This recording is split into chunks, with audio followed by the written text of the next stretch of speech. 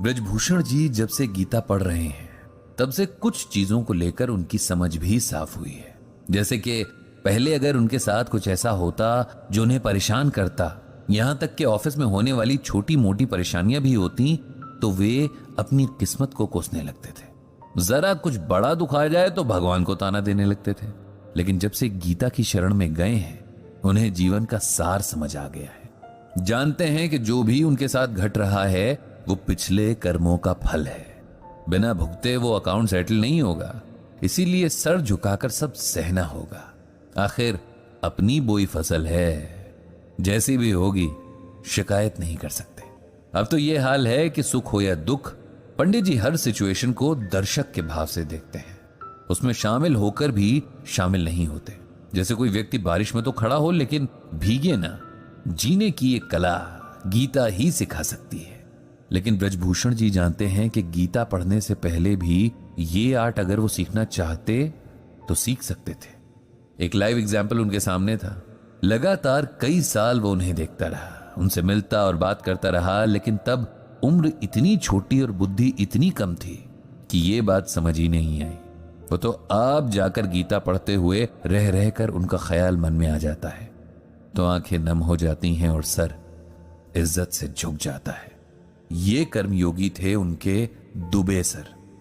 कर्मयोगी मतलब जो अपने काम में पूरे मन से लगा रहता, बिना रिजल्ट की चिंता के। दुबे जी ऑफिस में पहले बॉस के रूप में मिले और अब दिल में बड़ी गहरी इज्जत के साथ एक खास जगह बनाकर रहते हैं।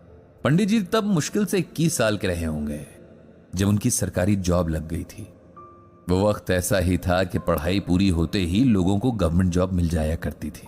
तब इतना कंपटीशन भी नहीं था और एप्लीकेंट्स भी कम ही हुआ करते थे। दुबे सर उनके पहले बॉस थे, या यूं कहें कि पहले स्कूल कॉलेज के बाहर पहले टीचर, जिन्होंने सही मायने में एक डिसेंट इंसान होना क्या होता है ये सिखाया था। उनकी पूरी पर्सनालिटी जैसे सिंप्लिसिटी की पहचान थी। वे बहुत पढ़े लिखे थे, अच्छी खासी पोस्ट पर थे, लेकिन घमंड जैसे उन्हें छूकर भी नहीं गुजरा था। उन्हें देखकर पंडित जी सोचा करते कि जब हर कोई खुद को जो है उससे ज्यादा ही साबित करने की कोशिश कर रहा है, ऐसे में दुबे सर के बारे में कोई भी तभी जान सकता था जब उनसे बात हो, वरना उनका रहन सहन देखकर कोई अंदाजा नहीं लगा सकता था कि उन्हें कितनी नॉलेज और एक्सपीरियंस है। पंडित जी जब ब्रजभूषण हुआ करते थे, यानी उन्हें गीता पढ़ने में इंटरेस्ट तो था, लेकिन गीता को उन्होंने अपनी लाइफ में अप्लाई नहीं किया था और उम्र भी कच्ची थी, इसीलिए बहुत सारी बातें उन्हें समझ नहीं आती थी। ये तब की बात है। उन्हें ये नहीं समझ आता था कि इतनी बड़ी पोस्ट पर होते हुए भी दुबे सर इतने डाउन टू अर्थ कैसे हो सकते हैं। उनके अंडर काम करने वाले लोग उनका कितना मजाक बनाते हैं, उनका फायदा उठाते हैं, लेकिन उन्हें जैसे कोई फर्क ही नहीं पड़ता। जब भी ऑफिस में कोई अच्छा काम होता है तब बजाय अकेले उसका क्रेडिट लेने के सारी टीम का नाम आगे कर देते हैं। लोग हर एक बार एक ही झूठ बोलकर उनसे लीव साइन करवा लेते हैं, लेकिन वो जानकर भी अनजान बने रहते हैं। किसी के काम में गलती हो तब उसे डांटने के बजाय समझाने लगते हैं कि इस काम को ऐसे नहीं करना है। खुद पंडित जी के साथ भी कई बार ऐसा हुआ कि उनकी गलतियों पर उन्हें फटकारने के बजाय दुबे सर ने उन्हें बिठाकर काम करने का सही तरीका बताया था। दुबे सर हर किसी से बड़े अपनेपन से मिलते थे, सबके सुख दुख पूछते थे, कई बार उन कामों में भी हेल्प कर देते थे जो उनके थे ही नहीं। पंडित जी को ये बातें बड़ी हैरान करती। वो देखते कि ऑफिस के कुछ कामचोर लोग समझ न आने का बहाना करके उनके पास काम लेकर बैठ जाते हैं और दुबे सर उनका काम कराते रहते। यही लोग बाहर जाकर उनका मजाक भी बनाते हैं। अच्छा, पंडित जी को दुबे सर बहुत एनकरेज करते थे। एक तो पंडित जी ऑफिस में एज में सबसे छोटे थे, दूसरा दुबे सर के लिए बहुत रिस्पेक्ट भी रखते थे जो उनके बिहेवियर में नजर आती थी। एक बार उन्हें दुबे सर के साथ एक वर्कशॉप पर दूसरे शहर जाने का मौका मिला। रास्ते भर दोनों में खूब बातचीत हुई, दोनों के इंटरेस्ट बहुत मिलते थे। इस सफर में पंडित जी को दुबे सर के बारे में बहुत कुछ जानने को मिला, उनकी लाइफ, उनकी स्ट्रगल, बहुत कुछ।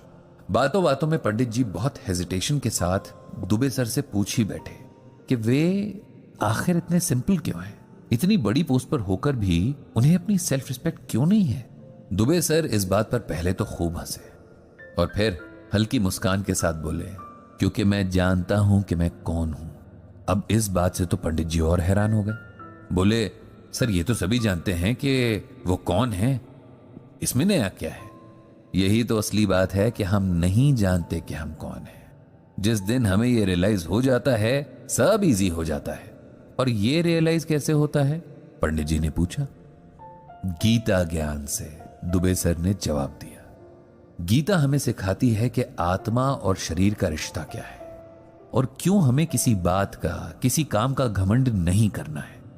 अब जैसे आपने क्वेश्चन किया कि मैं इतनी सिंपल लाइफ क्यों जीता हूं, मुझे हैरानी है कि जिस बात पर मुझे कॉम्प्लीमेंट मिलना चाहिए था, उस बात पर मुझसे क्वेश्चन किए जाते हैं। और आप पहले नहीं हैं जिसने मुझसे ये पूछा है। मेरी फैमिली के लोग तक मुझसे शिकायत करते हैं। उन्हें लगता है कि मुझे अपने स्टेटस का शो ऑफ करते रहना चाहिए, अपने अंडर काम करने वाले एम्प्लॉयज से थोड़ा रोब से पेश आना चाहिए। लेकिन ये सब लोग ऐसा करते हैं क्योंकि उन्हें गीता का ज्ञान नहीं है। गीता सिखाती है कि करने वाला कोई और है, हम बस एक मीडियम यानी माध्यम हैं। इसीलिए हमें इस बात पर कोई घमंड नहीं होना चाहिए कि हम ये हैं, वो हैं, हमने ये किया, वो किया। अब आते हैं आपके क्वेश्चन पर कि मैं जैसा हूं वैसा क्यों हूं। तो उसके लिए आप गीता का ये श्लोक सुनिए। अनाश्रितः कर्म फलम कार्यम कर्म करोति यः सह सन्यासी च योगी न निर्निग्ना चाक्रिया। इस श्लोक में भगवान कृष्ण कहते हैं कि हे अर्जुन, जो मनुष्य अपने कर्मों के फल की इच्छा किए बिना कर्म करता है और अपनी जिम्मेदारी को समझते हुए अच्छे कर्म करता है, वो योगी है। जो अच्छे कर्म नहीं करता वो संत कहलाने के काबिल नहीं है। अगर मैं ऑफिस में काम करता हूं तब वो काम इसलिए नहीं होना चाहिए कि इसके बदले लोग मुझे रिस्पेक्ट दें या कोई सर्टिफिकेट दें। मुझे वो काम इसलिए करना है क्योंकि ये मेरी रिस्पॉन्सिबिलिटी है। यही बात अपनी फैमिली और सोसाइटी के लिए किए काम पर भी अप्लाई होती है। अगर मुझसे किसी ने हेल्प मांगी, चाहे किसी भी इंटेंशन से मांगी, मेरा कर्म है कि मैं अगर वो कर सकता हूं तो उसे हेल्प करूं और भूल जाऊं। जितना हो सके अच्छे कर्म करूं, ऐसे कर्म जिससे कोई हर्ट ना हो, किसी का बुरा ना हो। बस अगर इस छोटी सी बात को भी हम अपनी लाइफ का एम बना लें तो संत बन जाएंगे। गीता हमें यही सिखाती है। शायद यही वो मोमेंट था जब पंडित जी को सही मायने में गीता की तरफ मुड़ने का मोटिवेशन मिला। दुबे सर ने कितनी सिंप्लिसिटी के साथ इतने डीप मैसेज को समझा दिया था। अगर एक श्लोक इतना कुछ सिखा सकता है तो सोचिए पूरी गीता तो जाने क्या क्या सिखा देगी और हमें ये क्या से क्या बना देगी।